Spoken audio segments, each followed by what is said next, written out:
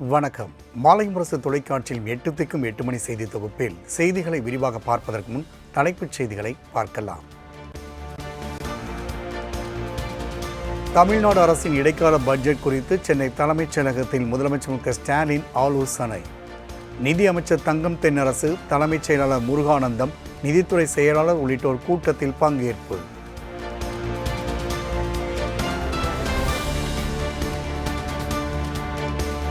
மூன்று ஆண்டுகளுக்கு மேலாக ஒரே இடத்தில் பணியாற்றும் அரசு அதிகாரிகளை இடமாற்றம் செய்ய தேர்தல் ஆணையம் உத்தரவு.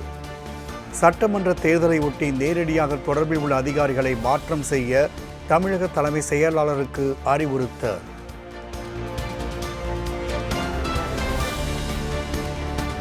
தொகுதி பங்கீடு தொடர்பாக பேச்சு நடத்த திமுக குழு அமைக்காததால் காங்கிரஸ் தலைமை வருத்தம்.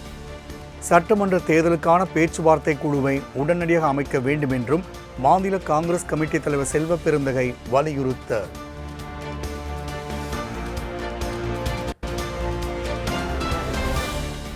எழுபது நாட்களுக்கு மேலாக காத்திருக்கிறோம், ஆனால் தொகுதி பங்கீடு குறித்து பேச்சு நடத்தாதது வருத்தம் அளிக்கிறது. திமுக குறித்து தமிழக காங்கிரஸ் மேலிட பொறுப்பாளர் கிறிஸ் ஓடங்கல் டெல்லியில் பேச்சு.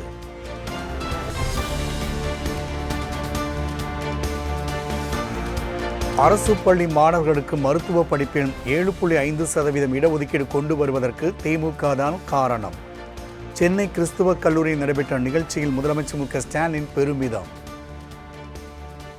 இப்ப நாம ஆட்சிக்கு வந்து என்ஜினியரிங், அக்ரி, சட்டம், கால்நடை மருத்துவம் உள்ளிட்ட படிப்புகளையும் அரசு பள்ளி மாணவர்களுக்கு 7.5 விழுக்காடு இடஒதுக்கீட்டை கொண்டு வந்தோம். இதுல செலக்ட் ஆகிற மாணவர்களுக்கு கல்வி கட்டணம், ஹாஸ்டல் ஃபீஸ் எல்லாத்தையும் அரசே ஏத்துக்கும்னு அறிவிச்சோம்.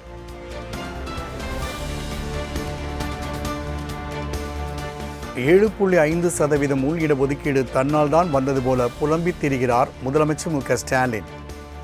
அடுத்தவன் பெற்ற குழந்தையை தன் குழந்தை என்று சொந்தம் கொண்டாடுவது ஏனோ என்றும் எடப்பாடி பழனிசாமி சரமாரி கேள்வி.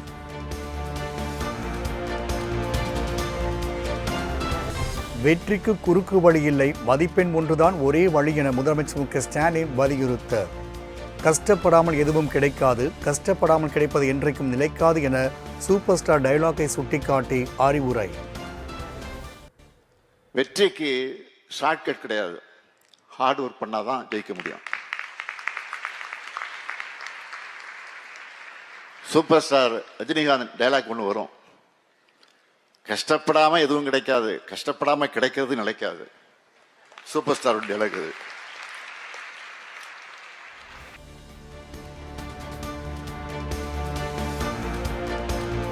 5 ஆண்டுகளில் பல குடும்பங்களின் தலையெழுத்தை திராவிட மாடல் அரசு மாற்றியுள்ளதாக முதலமைச்சர் மு க ஸ்டாலின் பெருமிதம்.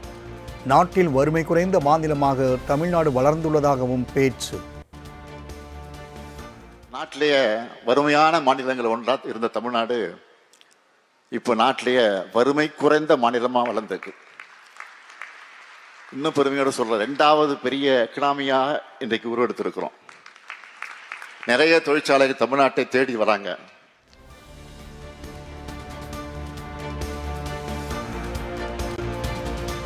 பெண்கள் கல்வி பயின்றால் அடுத்த தலைமுறையே முன்னேறும் என்ற நோக்கத்திலேயே பெண்களுக்கு பல்வேறு திட்டங்கள். பெண்கள் என்றாலே அழகுதான், ஆனால் அறிவுதான் பெண்களுக்கு உண்மையான அழகு என்றும் பேச்சு. என்னை பொறுத்தவரை பெண்கள்னாலே அழகுதான். அப்படிப்பட்ட பெண்களுக்கு அறிவுதான் உண்மையான அழகு.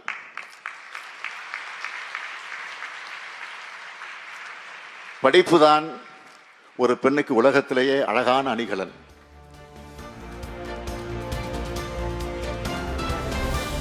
அரசு பள்ளிகளின் பராமரிப்பு பணியை தூக்கி எறிந்துவிட்டு ரீல்ஸ் எடுப்பது, கார் ஓட்டுவது என போட்டோ ஷூட் எடுக்கும் முதல்வராக தமிழ்நாட்டுக்கு வாய்த்திருப்பது சாபக்கேடு. திருவாரூர், நாமக்கல்லில் மாணவர்கள் விஷப்பூச்சி கடித்து உயிரிழந்த சம்பவத்தை சுட்டிக்காட்டி எதிர்க்கட்சித் தலைவர் எடப்பாடி பழனிசாமி கடும் விமர்சனம்.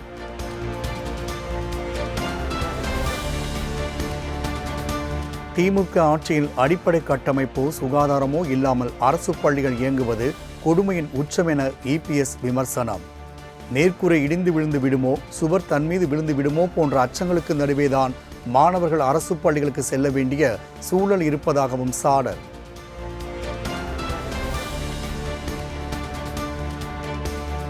திமுகவை வீழ்த்த என்டிஏவின் வியூகம் என்ன என RSS அமைப்பிடம் அண்ணாமலை அடுக்கடுக்கான கேள்வி.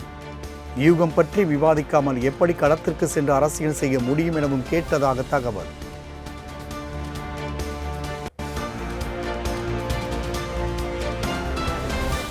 நயினார் நாகேந்திரனுடன் பனிப்போரும் இல்லை, கோல்டு வார் என்று எதுவும் இல்லை. கட்சி வேலையைத்தான் செய்கிறேன், எந்த முரண்பாடும் இல்லை என்றும் அண்ணாமலை திட்டவட்டம். என்ன கருத்து பண்ணேன்? அமெரிக்காட்ட போய் ஒப்பந்தமானே பண்றோம் இல்ல கருத்து வேலை வருது. அவங்க வேலையை அவர் செய்யறாரு, என் வேலையை நான் செய்யறேன். பனிப்போர், கோல்டு வார், ஹாட் வார் அதெல்லாம் ஒண்ணும் கிடையாதுங்கண்ணா.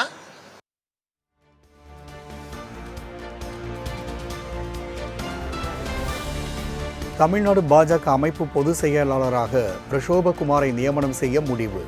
பிரசோபகுமார் நியமனம் தொடர்பாக RSS தேசிய தலைமை ஆலோசனை மேற்கொண்டுள்ளதாக தகவல். வட தமிழ்நாட்டின் RSS மாநில செயற்குழு உறுப்பினராக கேசவ விநாயகத்திற்கு புதிய பொறுப்பு. தமிழ்நாடு முழுவதும் சர்பாபு என பொறுப்பில் செயல்படுவார் என்றும் தகவல்.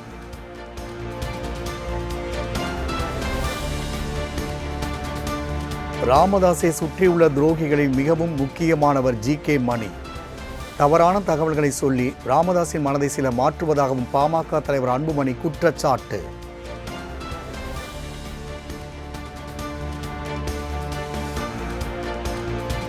அரசு ஊழியர்கள், ஆசிரியர்கள், பெண்கள், இளைஞர்கள் என அனைத்து தரப்பு மக்களுக்கும் துரோகம் இழைக்கிறார் முதலமைச்சர் மு க ஸ்டாலின். சென்னை ராயப்பேட்டையில் நடைபெற்ற பாமக இளைஞரணி பொதுக்குழு கூட்டத்தில் அன்புமணி பேச்சு. ஸ்டாலின் அவர்களே, நிச்சயமாக அத்துணை தரப்பு மக்களுக்கும் நீங்கள் துரோகம் செய்திருக்கிறீர்கள். ஒரு பக்கம் செவிலியர்கள், ஒரு பக்கம் மருத்துவர்கள், ஒரு பக்கம் இடைநிலை ஆசிரியர்கள், ஒரு பக்கம் துணை பேராசிரியர்கள்.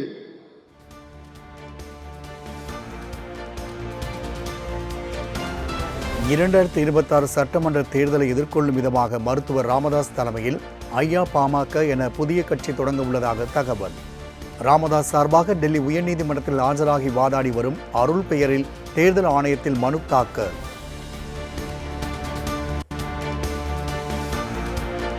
சென்னை போயஸ் கார்டன் இல்லத்தில் ஆதரவாளர்களோடு சசிகலா அவசர ஆலோசனை.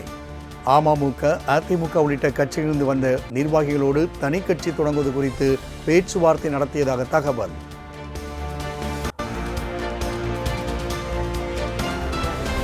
விசா சம்பவத்தின் போது நடந்த கொடுமைகள் குறித்து விஞ்ஞானி நம்பி நாராயணனிடம் பகிர்ந்த முதலமைச்சர் மு க ஸ்டாலின். தொழு நோயாளிகள் அடைக்கப்பட்ட அறையில் தன்னை அடைத்து கொடுமைப்படுத்தியதாக வேதனை. ஒரே சவுண்டு. மத்திய சிறை கடைசி பிளாக், 9th பிளாக். அங்கே யாரை அடைச்சி வச்சுட்டாங்கன்னா அந்த தொழுநோய் அந்த பேஷண்ட்டை தான் அங்கே இருந்திருக்கிறாங்க. ஏன்னா பஞ்சு, இந்த ரத்தம் எல்லாம் எல்லாம் செவத்தில் இருக்குது. அவன் வரிசையாக 11 ரூம்ஸ். அதில் ஒரு தாராளமாக படுக்கிறதுனா ஒருத்தர் 2 பேர் தான் படுக்கலாம். ஒரு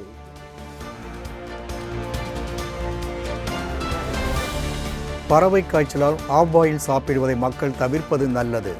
இறைச்சிகளை நன்கு வேக வைத்து சாப்பிட வேண்டும் என்றும் சுகாதாரத்துறை அமைச்சர் மா சுப்பிரமணியன் அறிவுறுத்தார். விடுக்கப்பட்டிருக்கிறது. அதையும் கடந்து கோழி இறைச்சியை உண்பவர்கள் நன்றாக சமைத்த உணவையே உண்ண வேண்டும். ஆஃப் பாயில் எடுத்துக்க கூடாது அப்படிங்கிறதையும் அறிவுறுத்தப்பட்டிருக்கிறது.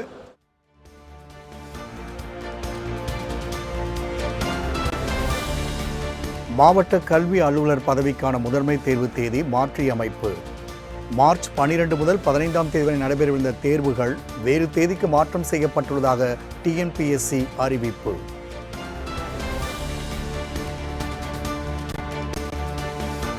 அதிமுக MP தம்பிதுரையின் பல்கலைக்கழகம் ஆக்கிரமித்துள்ள நிலங்கள் தொடர்பான வழக்கு. விரிவான சர்வே செய்து அறிக்கை அளிக்க தமிழ்நாடு அரசுக்கு சென்னை உயர்நீதிமன்றம் உத்தரவு.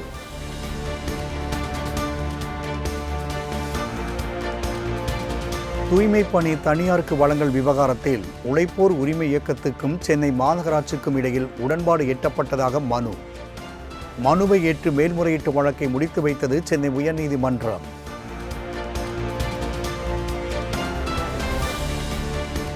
விவாகரத்து வழக்கில் ஜோஹோ நிறுவன ஸ்ரீதர் வேம்புவுக்கு சென்னை உயர்நீதிமன்றம் நோட்டீஸ்.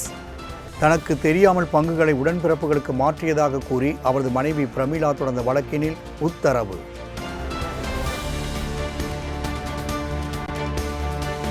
நடிகர் விஜயின் ஜனநாயகன் படத்தின் சென்சார் சான்று விவகாரம் தொடர்பான வழக்கு வாபஸ். வழக்கை திரும்பப் பெற பட தயாரிப்பு நிறுவனத்திற்கு அனுமதி அளித்து சென்னை உயர்நீதிமன்றம் உத்தரவு.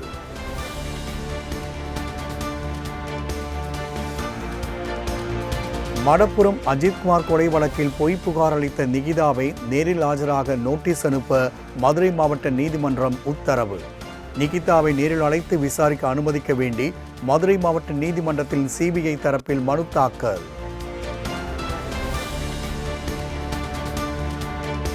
மூன்று மாதத்திற்கு பின் பொறுப்பு மேயர் தலைமையில் மதுரை மாநகராட்சி மாமன்ற கூட்டம். பட்ஜெட் தொடர்பான தீர்மானம் மட்டும் நிறைவேற்றப்பட்டு 15 நிமிடத்தில் கூட்டம் முடிந்ததால் எதிர்க்கட்சிகள் கடும் அமளி.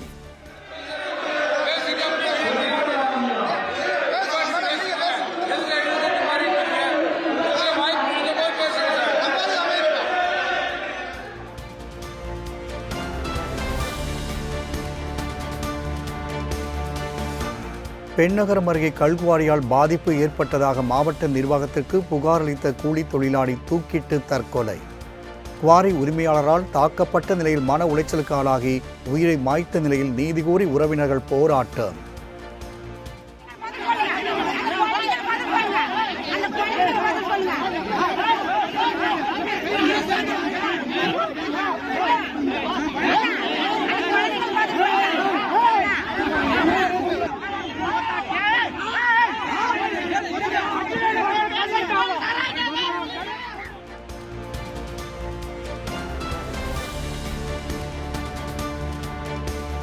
நீலகிரி மாவட்டம் உதகை பார்சன்ஸ் வேலி நீர்மின் நிலைய வளாகத்தில் உலா வந்த இரட்டை புலிகள். இரவு நேரத்தில் நடமாடும் புலிகளை உடனடியாக வனப்பகுதிக்குள் விரட்ட வேண்டும் என பொதுமக்கள் கோரிக்கை. சபாநாயகர் ஓம் பிர்லாவுக்கு எதிராக 118 எம்பிக்கள் கையெழுத்திட்ட நம்பிக்கையில்லா தீர்மானம் மக்களவை செயலாளரிடம் வழங்கல். ஜனாதிபதி உரை மீதான விவாதத்தின் மீது ராகுல் காந்தி பேச விடவில்லை என குற்றம் சாட்டி நோட்டீஸ்.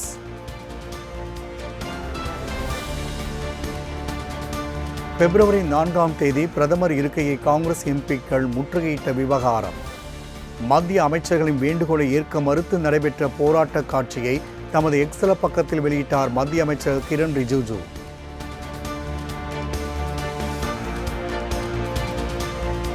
மணிப்பூரில் மீண்டும் வன்முறை வெடித்ததால் உக்ருல் மாவட்டத்தில் 5 நாட்களுக்கு இணைய சேவை முடக்கம். அண்மையில் பாஜக ஆட்சி அமைந்த நிலையில் இருவேறு சமூகத்தினர் மத்தியில் மீண்டும் வன்முறை வெடித்ததால் பரபரப்பு.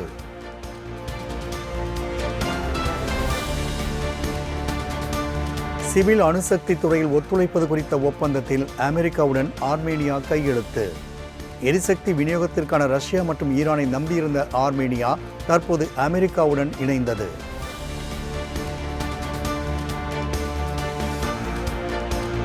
ஜார்ஜியாவில் இயந்திர கோளாறு காரணமாக நடுரோட்டில் தரையிறங்கிய சிறிய ரக விமானம். வாகனங்கள் மீது மோதி விபத்திற்குள்ளான காட்சி வெளியாகி பரபரப்பு.